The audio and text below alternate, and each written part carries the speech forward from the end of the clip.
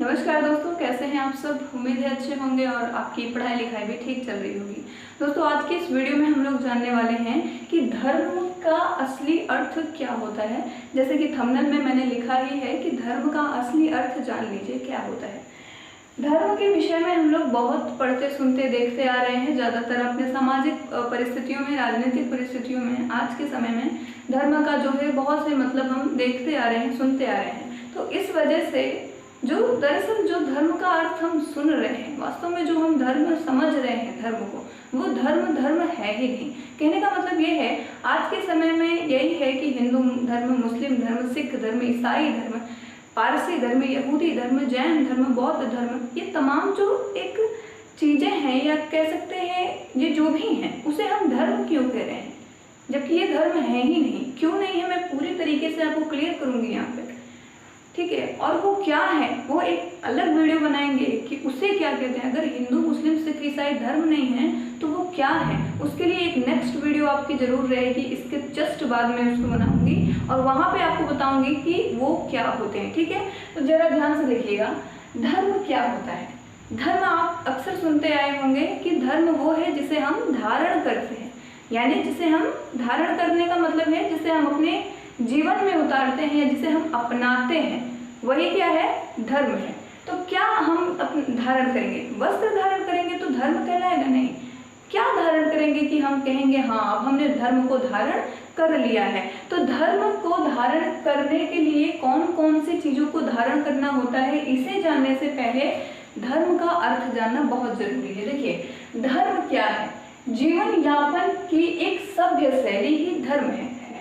यापन का मतलब होता है जीना, जिंदगी को जीने की एक बेस्ट कह सकते हैं टेक्नोलॉजी, या यूँ भी कह सकते हैं कि जीवन जीने का ऐसा तरीका जिसमें सभ्यता नजर आए, ठीक है।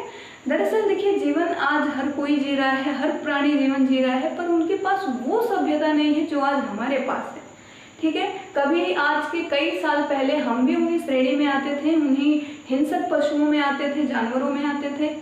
हम भी जंगलों में रहते थे, हमारे पास कोई स्थायी आवास नहीं था, न बोलने बात करने की शैली थी, और न ही कैसा किसी के साथ अच्छा व्यवहार किया जा सकता है, ये ऐसा कोई चीज़ था, ठीक है। हम भी एकदम जानवर ही थे, लेकिन हमारे अंदर हमने क्या किया, एक विशेष प्रकार की शैली उत्पन्न की, अपने अंदर एक आधुनिकता लाई, जिस आधुनिकता या जिस सोच ने हमें अन्य जानवरों से सीधा अलग कर दिया और एक बुद्धिमान जीव के रूप में हमें एक पहचान दी, ठीक है।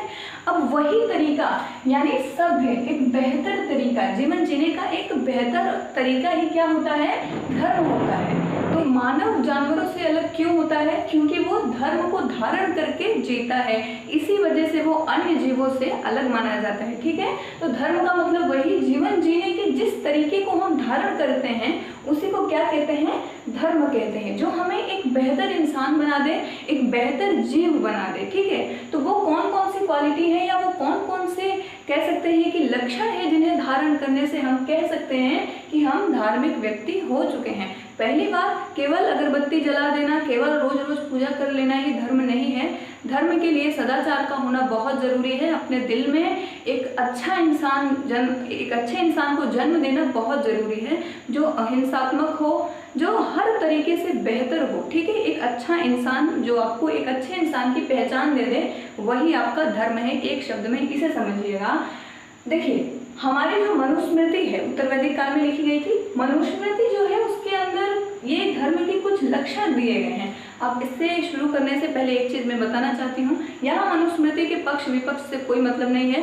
मनुस्मृति में धर्म का जो परिभाषा दिया गया है वो बहुत बेहतर है, इसी वजह से मैंने मनुस्मृति का एक उदाहरण लिया है, क्योंकि ये प्राचीन भी ग्रंथ है और इसमें अच्छी परिभाषाएं भी दी गई हैं। देखिए, धार्मिक व्यक्ति कौन होगा, जो अहिंसा करेगा, यानी जो पशुओं को बेवजह या वजह मतलब जो किसी की हत्या ना करेगा, वो होगा एक धार्मिक व्यक्ति।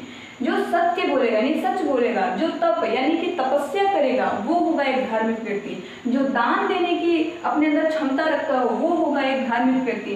जो संयम या जिसे नियंत्रण भी कहते हैं, अपने आप पे नियंत्रण रखेगा, उसे कहते हैं धार्मिक व्यक्ति। जो क्षमा कर देगा, कहता है ना कि क्षमा करना ही बहादुरी है, तो बहादुरी का मतलब क्या है, धर्म या धार्मिक काम, क्षमा कर देना, यानी जो क्षमा करने की प्रक्रिया जानता हो, क्षमा करने का अपने अंदर गट्स रखता हो, शांति, जो शांति के पक्ष में हो, जो मतलब ये नहीं कि हमेशा अशांति तोड़ फोड़ हमेशा करता रहने, मन की भी शांति, पूरे समाज की भी कह सकते हैं एक शांति के पक्ष में हो, या जो शांति करना चाहता हो, जो चोरी ना करता हो, ठीक है, जो स्वच्छता से रहता हो, शौच आदि क्रियाओं से वो बिल्कुल स्वच्छता से रहता हो, ब्रह्मचर्य का पालन, यूं कह सकते हैं अपनी इंद्रियों पे अच्छी तरीके से नियंत्रण कर लेता हो, वह सब कहलाएगा धार्मिक व्यक्ति।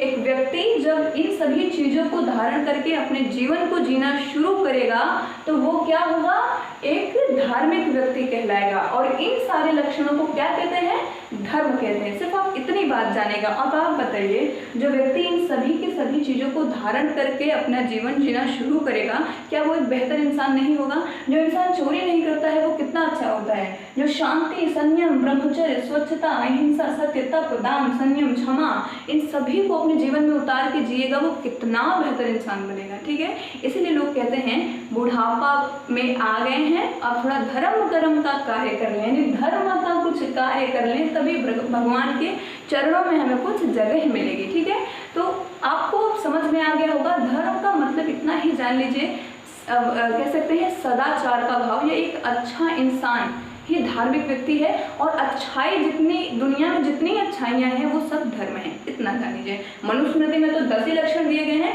लेकिन आप इतना समझ सकते हैं इस पूरी दुनिया में जितनी अच्छाइयाँ हैं वो सब क्या है, एक धर्म है। ठीक है, तो कैसी लगी आपको ये वीडियो? अगर अच्छी लगी तो वीडियो को लाइक कर दीजिए, चैनल पर नए हैं तो सब्सक्राइब करके बेल आइकन को जरूर प्रेस करें, कमेंट करके ये बताएं कि वीडियो लगी कैसी। साथ में फिर हिंदू मुस्लिम किसे कहते हैं वो एक अलग टॉपिक होगा, उसे एक अलग टॉपिक में देख लेंगे। बहुत बेहतरीन टॉपिक है वैसे वो भी, कि हिंदू मुस्लिम आखिर तब है क्या। अगर धर्म में ये हैं तो हिंदू मुस्लिम सिख ईसाई यहूदी जैन पारसी बौद्ध ये सब क्या है। नेक्स्ट वीडियो का इंतजार करिएगा।